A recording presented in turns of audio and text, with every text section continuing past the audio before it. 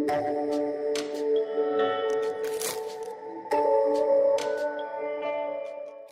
Friends, मैं doctor Pradeep Kumar हाजिर हूँ अपने नए लेक्चर के साथ, नए विषय के साथ। और जैसा कि हमने पिछले लेक्चर में आपको बताया था कि हम जो जर्नलिज्म से जुड़े हुए विद्यार्थी हैं, जो जर्नलिज्म से जुड़े हुए लोग हैं, जो अलग अलग तरीके से जर्नलिज्म के साथ जुड़े हुए हैं, उनके लिए हम लोग लेकर आए हैं एक इंटरव्यू सीरीज़, जिसमें हम मीडिया से जुड़े हुए जो शख्सियत हैं उनके साथ बातचीत करेंगे और ऐसे विषय जो आजकल की रिक्वायरमेंट है, आजकल के विद्यार्थियों के लिए ज़रूरी हैं, उन्हीं विषयों पर हम लोग इस सीरीज़ में चर्चा करेंगे। तो इसी कड़ी में आज हमारे साथ हैं नीरज झा, मोलिटिक्स वेब पोर्टल के संपादक हैं। साथ ही उन्हें इलेक्ट्रॉनिक मीडिया और जो प्रिंट मीडिया है उसमें भी उनका अच्छा खासा अनुभव है।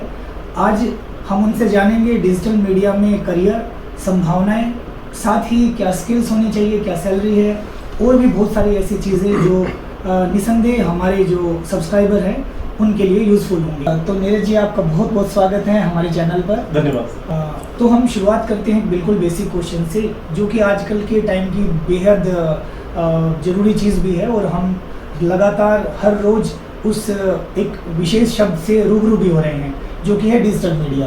तो आप हमें बताइए कि ये डिजिटल मीडिया है क्या?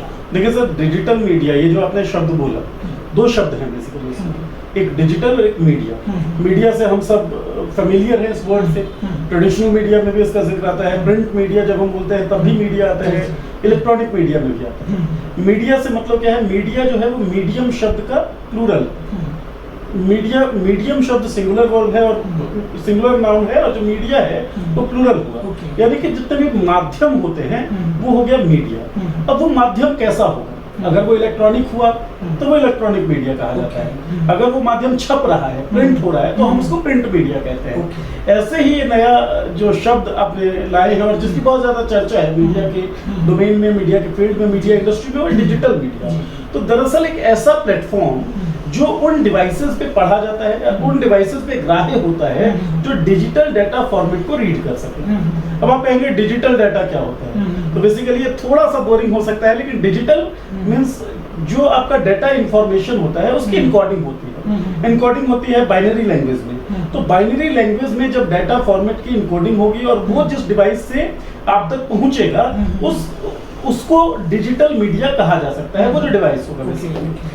कंप्यूटर की जो क्रांति हुई, और कंप्यूटर जब घर घर पहुंचा, उसके बाद इंटरनेट की क्रांति हुई, इंटरनेट घर घर पहुंचा, और लगातार उसका यूजर बेस जो है वो बढ़ता चला जा रहा है। अब भी नए आंकड़े कहते हैं कि जो 5G के हमारे यूजर्स होने वाले हैं, जो इंटरनेट में भी नई तरह की डेवलपमेंट है, उसमें हम पूरे विश्व को लीड करने वाले हैं। तो एक तो हमारा देश, और ऊपर से वैश्विक पटल पे इंटरनेट के यूजर्स लगातार बढ़ते, और जैसे जैसे ये विकास क्रम चलता गया वैसे वैसे नए प्लेटफॉर्म इजाद होते चले। हुआ क्या कि जो छपाई होती थी अखबारों की और अखबार निकलती थी, उसमें क्या है कि 24 घंटे का समय लगता था। भाई आज कोई घटना हुई, वो आज रात को छपेगी और कल सुबह हम तक पहुंचेगी। करेक्शन की बहुत ज्यादा गुंजाइश थी नहीं, बल्कि बिल्कुल ही नहीं।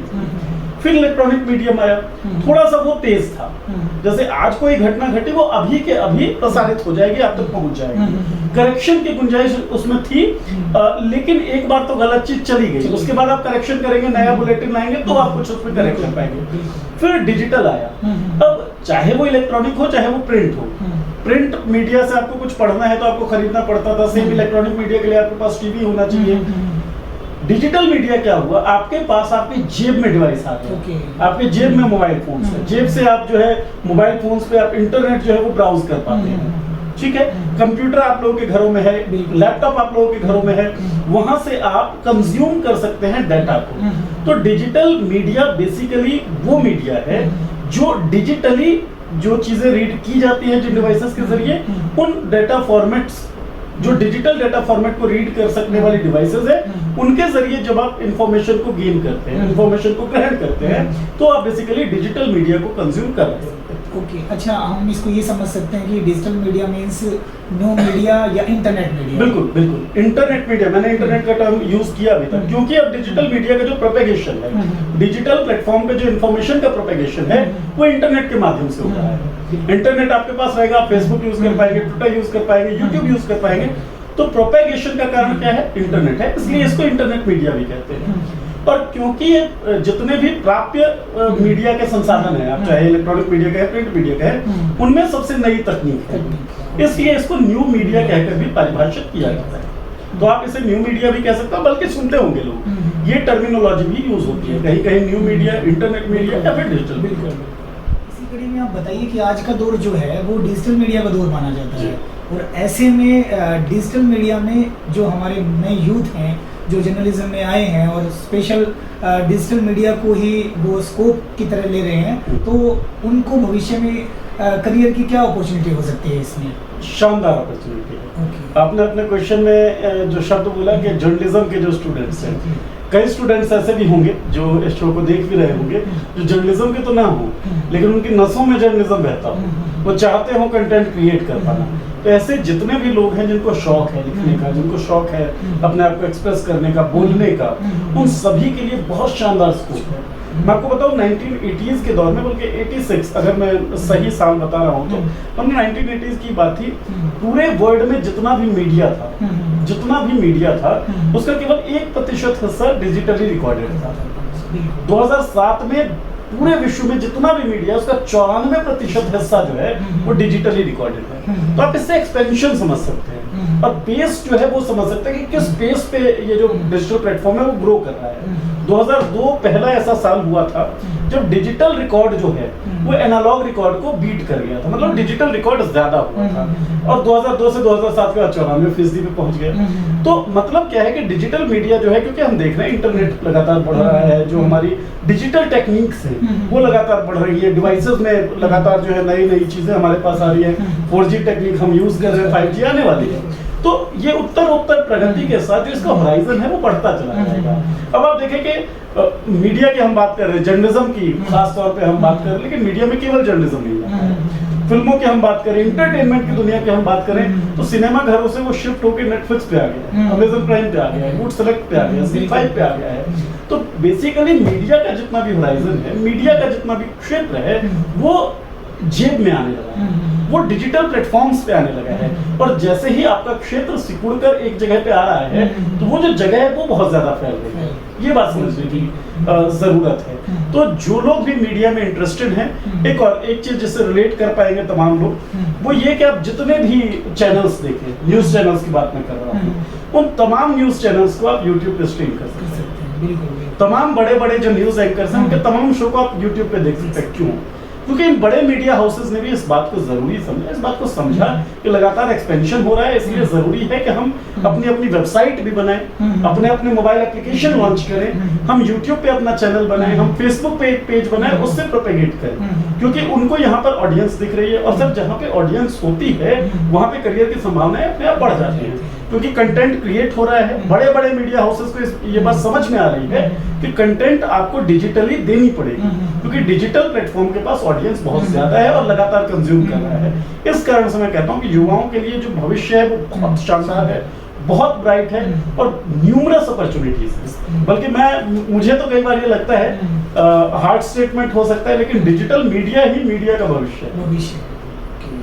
तो जब डिजिटल मीडिया का भविष्य है, तो डिजिटल मीडिया के अंदर युवाओं का भविष्य बहुत ब्राइट है, बशर्ते कुछ एक स्किल्स हों, कुछ एक टैलेंट्स हों जो वो अपने अंदर इनकलकेट कर पाए, उसको प्रॉस्पर कर पाए, उसको लगातार पॉलिश है। कि इसी से रिलेटेड मेरा अगला क्वेश्चन है कि जब करियर की इतनी सारी संभावनाएं हैं, तो हम लोग यूथ को क्या बताएं कि उनमें कौन सी स्किल्स होनी चाहिए, मतलब वो क्या बेसिक रिक्वायरमेंट है यूथ में जो वो अपने आप को तैयार करे, अपने आप को उस फील्ड के लिए तैयार करें, तो वो बेसिक स्किल्स क्या होनी चाहिए कि वो डिजिटल मीडिया में सर्वाइव कर सकें? ये बहुत शानदार क्वेश्चन है और ये बड़ा पेचीदा है और सबसे जरूरी भी है कि भाई ऐसी क्या स्किल्स हम डेवलप कर लें कि हमको नौकरी मिल जाए, क्योंकि मेन बात करियर पे आके टिकती है कि करियर कैसे बने। अब क्या होता है जब हम ट्रेडिशनल मीडिया की बात करें ना, तो उसका जो डिपार्टमेंट है, मुझे ऐसा लगता है, और जितना, क्योंकि मेरी भी उम्र काफी ज्यादा तो है नहीं, लेकिन जितना भी मैंने काम किया और जिन लोगों से मैंने बातचीत की, जो अनुभव मैंने वहां से बटोरा, खुद काम करके बटोरा, वो क्या है कि ट्रेडिशनल प्लेटफॉर्म्स के ऊपर आप एक काम में आपको दक्ष कर दिया जाता था, आप उसी काम को करते रहते थे और दूसरे काम के प्रति आप बहुत ज्यादा जो है सचेत नहीं हो पाते, जागरूक नहीं हो पाते थे। डिजिटल मीडिया के अंदर एक चीज जो अधिक होगी ट्रेडिशनल मीडिया से, वो है सबसे पहले रिक्वायरमेंट कि डिजिटल लिटरेसी होनी चाहिए। आप डिजिटली साक्षर होने चाहिए। अब डिजिटली साक्षर होने का मतलब क्या है, डिजिटल लिटरेसी का मतलब क्या है? तो ये केवल पढ़ लेना या समझ लेना, ये लिटरेसी से काम नहीं चलने वाला है। डिजिटल लिटरेसी का मतलब ये है कि आपको ब्राउजिंग आनी चाहिए। अब ब्राउजिंग आप सब लोग करते होंगे, लेकिन उसी को ब्राउजिंग आना नहीं कहते। जो स्पेसिफिक डाटा आपको चाहिए, वो स्पेसिफिक डाटा आप कितने एफिशिएंटली, कितनी जल्दी, कितनी आसानी से निकाल सकते हैं, ये आपको पता होना चाहिए। तो डिजिटल लिटरेसी बहुत ज्यादा जरूरी है सर। दूसरी बात, डिपार्टमेंट मैटर करता है, आपका इंटरेस्ट मैटर करता है कि आप क्या करना चाहते हैं। क्योंकि देखिए, है तो मीडिया, रूल्स तो वही सारे रहेंगे। आपको लिखना है, आपको बोलना है, आपको वीडियो काटनी है, आपको ग्राफिक्स बनाने हैं, या आपको उसको डिस्ट्रीब्यूट करना है, या आपको डिजिटल मीडिया प्लेटफॉर्म के लिए जो गेस्ट वगैरह आएंगे, जो आपके शो की हिस्सेदारी करेंगे, उसमें हिस्सा लेना है। या फिर आजकल ऑनलाइन काफी चीजें चल रही हैं, जूम वगैरह के थ्रू, स्ट्रीमिंग के और बहुत सारे प्लेटफॉर्म है, उनके थ्रू कनेक्ट किया जाता है। तो क्या आपको उसमें रोल अदा करना है? तो आपका जो इंटरेस्ट एरिया है, उसके आधार पर तय होता है कि आपके अंदर स्किल्स क्या हो। पहली बात है कि डिजिटल स्किल्स, डिजिटल लिटरेसी, ये बहुत ज्यादा जरूरी है। दूसरी बात कि जिस विभाग में जिस तरह का काम आप करना चाहते हैं, वो बहुत जरूरी है कि वो चीज आए। और तीसरी और सबसे महत्वपूर्ण चीज, जैसे आप दूसरी चीज को थोड़ा सा एलोबरेट कर देता हूँ कि आप मान लीजिए वीडियो एडिटिंग में अपना करियर बनाना है, तो वीडियो एडिटिंग के जो ट्रेडिशनल सॉफ्टवेयर हैं, FCP या Adobe Premiere Pro, इनमें से कोई एक सॉफ्टवेयर तो आपको आना चाहिए। और जो ट्रेंडी सॉफ्टवेयर हैं, जो बहुत लाइट हैं, आपने एक फोन आपने यूज किया, एक फोन से आप वीडियो शूट भी कर पा रहे हैं और उसी फोन से आप वीडियो एडिट कर पाएंगे। तो ये बेसिकली अगर आप डिजिटली लिटरेट होंगे तो आप कर पाएंगे। सॉफ्टवेयर स्विच करना बहुत ज्यादा मुश्किल होता नहीं, और आप इतने सालों से सर जनसंपर्क पढ़ा, बल्कि जनसंचार पढ़ा रहे हैं, तो आपको इस बात का आइडिया, मुझे ऐसा लगता है, तमाम लोगों को ये बात माननी चाहिए कि भाई एडिटिंग जो है वो सॉफ्टवेयर पे नहीं होती, वो आपके दिमाग में होती है। लेकिन अगर आप डिजिटली लिटरेट हैं तो आपके लिए सॉफ्टवेयर या एप्लीकेशन मायने नहीं रखेगा। आप किसी भी एप्लीकेशन पे, किसी भी सॉफ्टवेयर पे वो काम कर सकेंगे। तो जब आपको एडिटिंग आती है, एडिटिंग में आप जाना चाहते हैं, एडिटिंग आनी चाहिए, और डिजिटल लिटरेसी होनी चाहिए कि आप सॉफ्टवेयर पे डिपेंडेंट ना हो। जो भी नया ट्रेंडी चीज आ रहा है, जो हैंडी चीज आ रही है, जो आपके डिवाइस के अंदर है, आप उस पे भी कर सके। वो एडिटिंग, वो स्किल जो आपके पास है पहले से, उसके लिए जरूरी है डिजिटल लिटरेसी। तो डिजिटल लिटरेसी होनी चाहिए। सेम अगर मैं ग्राफिक डिजाइनिंग की बात करूँ, तो एडोब फोटोशॉप पे ज्यादातर लोग जो है ग्राफिक डिजाइन करते हैं, कोरल ड्रॉ पे करते हैं, इलस्ट्रेटर का प्रयोग करते हैं। अब कैनवा जैसे कई एप्लीकेशन है जो मोबाइल पे ही आपको इनेबल कर देते हैं फोटो डिजाइनिंग के लिए, ग्राफिक डिजाइनिंग के लिए। तो उसके लिए क्या है, उसके लिए आपके पास डिजिटल लिटरेसी होनी चाहिए, ताकि जब आप स्विच करें एप्लीकेशन पे तो आपको बहुत ज्यादा दिक्कत आए नहीं। तो जब डिजिटल लिटरेसी होगी तो आपका स्विचिंग जो है alongst the software, amongst the software basically है ना, अमॉन्ग्स दी डिवाइसेस, वो आसान रहेगा। तो जिस भी फील्ड में आप जाना चाहते हैं, उस फील्ड का आपका जो स्पेसिफिक नॉलेज, स्पेसिफिक स्किल है, वो होना चाहिए, प्लस आपके पास डिजिटल लिटरेसी होनी चाहिए। तीसरी और जरूरी बात, जो लोग बोलना चाहते हैं, जो लोग एंकर बनना चाहते हैं, डिजिटल मीडिया ने एक बड़ा अच्छा काम किया, मुझे ऐसा लगता है सर। जब मैंने भी करियर शुरू की थी कि एंकर बनने का सपना बहुत सारे लोगों का, एंकर बन जाए, लेकिन ट्रेडिशनल मीडिया यानी कि टीवी मीडिया की अगर हम बात करें तो एंकर बनना बहुत ज्यादा मुश्किल है, बहुत रिजर्वेशंस थे। लेकिन डिजिटल मीडिया ने इन रिजर्वेशंस को तोड़ा है। आप अपनी देशज भाषा में भी, उस अंदाज में भी एंकरिंग कर सकते हैं, बशर्ते उस सब्जेक्ट पर, उस विषय पर जिस पर आप बोल रहे हैं, आपकी पकड़। टीवी मीडिया में एक चीज क्या चलता है कि भाई जो एंकर है वो एंकरिंग कर रहा है, वो कई बार टेलीप्रॉम्प्टर से पढ़ रहा है, हो सकता है उसका बैकग्राउंड रिपोर्टर कर रहा हो, लेकिन पढ़ वो टेलीप्रॉम्प्टर से रहा है। डिजिटल मीडिया में अगर किसी को सक्सेसफुल होना है, किसी को सफल होना है, तो जरूरी ये है कि वो केवल पढ़ना ना जानता हो, वो लिखना भी जानता हो, वो रिसर्च करना भी जानता हो, वो स्क्रिप्ट बनाना भी जानता हो, विषय पे उसकी पकड़ भी हो। तो एक ऑल अराउंड तरह की चीज जो है वो डिजिटल मीडिया में आपके पास होनी चाहिए, क्योंकि संसाधन बहुत ज्यादा नहीं होंगे डिजिटल मीडिया हाउसेस के पास, और कोई खर्च करना भी नहीं चाहेगा। और यही सबसे बड़ी एडवांटेज भी है कि कम खर्चे में मीडिया हाउस संचालित किया जा सकता है। तो इसलिए क्या है कि जो एम्प्लॉय होंगे, जो लोग होंगे, जो पत्रकार होंगे, वो ऑलराउंड लोग हो, उनके पास तमाम टेक्निक्स की जानकारी हो, और प्लस जो स्पेसिफिक उनका डोमेन है उसमें उनकी एक्सपर्टीज हो, और डिजिटल लिटरेसी हो, जो सबसे ज्यादा जरूरी है। आप हमें बताइए कि चलिए ये होगी स्किल्स जो कि बेहद जरूरी रिक्वायरमेंट है, तो स्किल्स के बाद क्या इसके लिए कुछ स्पेशल क्वालिफिकेशन होनी चाहिए स्पेसिफिक, या फिर कोई बीए किया हुआ विद्यार्थी या किसी दूसरी स्ट्रीम का विद्यार्थी भी डिजिटल मीडिया में एंट्री कर सकता है? देखिए, इसके लिए तो मैं ज़्यादा बातचीत नहीं करूँगा, मैं अपना बैकग्राउंड बता देता हूँ। मैंने बीटेक की हुई है, मैंने इंजीनियरिंग की हुई है और उसके बाद मैं पत्रकारिता कर रहा हूँ या पत्रकारिता संस्थान में काम कर रहा हूँ। और इस तरीके से आप डिजिटल मीडिया हाउस में काम करने वाले ज़्यादातर लोगों का जब प्रोफाइल निकालेंगे तो वो आपको ज़रूरी नहीं है कि मास कॉम बैकग्राउंड का ही हो, पत्रकारिता बैकग्राउंड का ही हो। वो कहीं इंजीनियर हो सकता है, वो कोई आर्ट्स ग्रेजुएट हो सकता है, वो कोई साइंस ग्रेजुएट हो सकता है। तो कोई भी व्यक्ति, मैंने आपको बिल्कुल इस शो की शुरुआत में ये बात बोला था कि केवल जर्नलिज्म नहीं, बल्कि जर्नलिज्म में जो लोग इंटरेस्टेड हैं, पत्रकारिता में जो लोग आनंद उठाते हैं, जिनको मजा आता है पत्रकारिता करते हुए, जो बस करना चाहते हैं, वो लोग इस काम को कर सकते हैं। और मैंने बताया कि क्वालिफिकेशन वाइज वैसे तो मास कॉम के तमाम कोर्सेज चल रहे हैं बड़ी बड़ी यूनिवर्सिटी में, अच्छी यूनिवर्सिटीज में, और तमाम यूनिवर्सिटीज ने जिन्होंने अपना कोर्स रेक्टिफाई किया है, तो उसमें डिजिटल मीडिया का एक चैप्टर, एक किताब जो है वो इंक्लूड कर दिया है और डिजिटल मीडिया के बारे में बातचीत होने लगी है। कई नई किताबें भी लिखी जा रही हैं। जनसंपर्क की किताब सर आपने जो लिखी, उसमें भी फेसबुक, ट्विटर और डिजिटल प्लेटफॉर्म पे कैसे जनसंपर्क किया जाए उसके बारे में भी बातचीत हुई। तो दरअसल तमाम जो संस्थान पत्रकारिता का कोर्स करवा रहे हैं वो डिजिटल टेक्निक्स के बारे में आजकल पढ़ा रहे हैं, तो वो पढ़ा जा सकता है। लेकिन ये कोई रिजर्वेशन नहीं है, ये कोई आरक्षण नहीं है। अगर आप डिजिटल मीडिया के अंदर काम करना चाहते हैं तो जरूरी है कि जो स्किल्स आपको स्पेसिफिकली चाहिए अपने भूमिका के लिए, वो स्किल्स आप डेवलप करें। इसके अलावा डिजिटल लिटरेसी आप डेवलप करें और बस आनंद उठाएं, काम करते रहें। कोई ऐसी बेड़ी नहीं है, कोई ऐसा बंधन नहीं है कि भाई ये वाला कोर्स आप करके आएंगे तभी हम आपको डिजिटल पत्रकार बनाएंगे। आप एक समझदार, जागरूक, आनंद उठाने वाले, मजा लेने वाले पत्रकार होने चाहिए, व्यक्ति होने चाहिए। आफ्टर क्वालिफिकेशन और स्किल्स, हम आपसे ये जानना चाहते हैं कि जो विद्यार्थी बहुत अच्छे ख्वाब के साथ, सपनों के साथ इस फील्ड में आना चाहते हैं, तो उनका एक विशेष मुद्दा होता है सैलरी का। तो स्टार्टिंग की सैलरी क्या इसमें हो सकती है और कहाँ तक वो सैलरी उसकी एंडिंग हो सकती है, मतलब ये आप हमें बताइए। देखिए, कोई निश्चित नहीं, पहली बात तो ये, क्योंकि मैं किसी भी तरह की गफलत में आप लोगों को नहीं डालना चाहता जो लोग ये देख रहे हैं शो। लेकिन मैं एक बात का यकीन दिलाता हूँ कि मीडिया के जितने भी प्लेटफॉर्म्स हैं, जब आप शुरुआत करेंगे तो डिजिटल मीडिया जितना पे आपको करेगा, जितनी आज़ादी आपको काम करने की देगा, इतना अन्य किसी भी तरह की मीडिया में आपको नहीं मिल सकता, चाहे वो प्रिंट मीडिया हो, चाहे वो इलेक्ट्रॉनिक मीडिया हो। और ये बात मैं दावे के साथ, गारंटी के साथ कह रहा हूँ, यही रहूंगा। किसी को इस बात में कोई भी गुरेज हो तो बातचीत कर सकता है। दूसरी बात, क्या शुरुआत हो सकती है?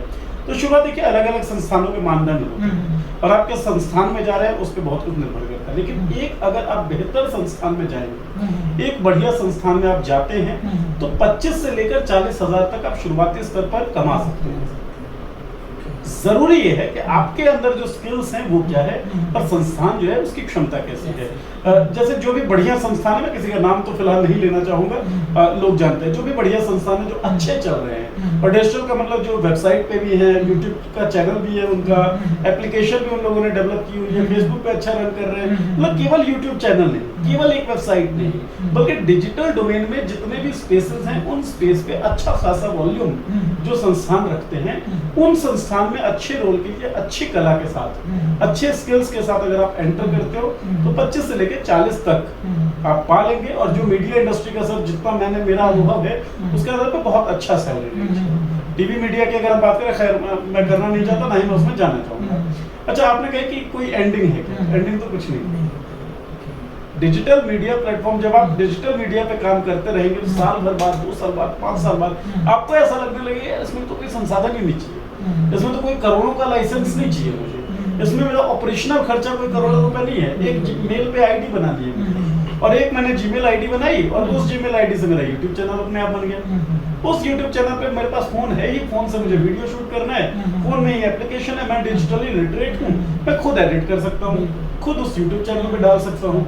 और आपके कंटेंट की रेगुलरिटी जैसी रहेगी, आपका स्किल जैसा रहेगा, आप जितने बेहतर वीडियोस प्रोड्यूस कर पाएंगे या कंटेंट क्रिएट कर पाएंगे, उतने ज्यादा लोग आपको देखेंगे। जितने ज्यादा लोग आपको देखेंगे उतना पैसा आपको मिलेगा। इसी तरीके से वेबसाइट बनाना बहुत भारी भरकम काम नहीं रह गया। कई ऐसे प्लेटफॉर्म है, होस्टिंग स्पेसेस है, जैसे वर्डप्रेस की हम बात करें, ब्लॉगर की हम बात करें, इन जगहों पे आप आराम से लिख सकते हैं। डिस्ट्रीब्यूट करने के लिए आपके पास फेसबुक है, ट्विटर है। तो कमाने का जो साधन है, कमाने का जो जरिया है, अर्निंग का जो तरीका है, वो धीरे धीरे खुद डेवलप होता चला जाता है। और बाकी अगर आप नौकरी ही करते रहेंगे एक संस्थान में, तो भी बहुत शानदार ग्रोथ है, बहुत अच्छी ग्रोथ है, शुरुआत बहुत अच्छी है अगर आप स्किलफुल है। और जिस संस्थान में आप जुड़ रहे हैं वो संस्थान अच्छे वॉल्यूम को ऑक्यूपाई करता है, अच्छे स्पेसेस में वो है।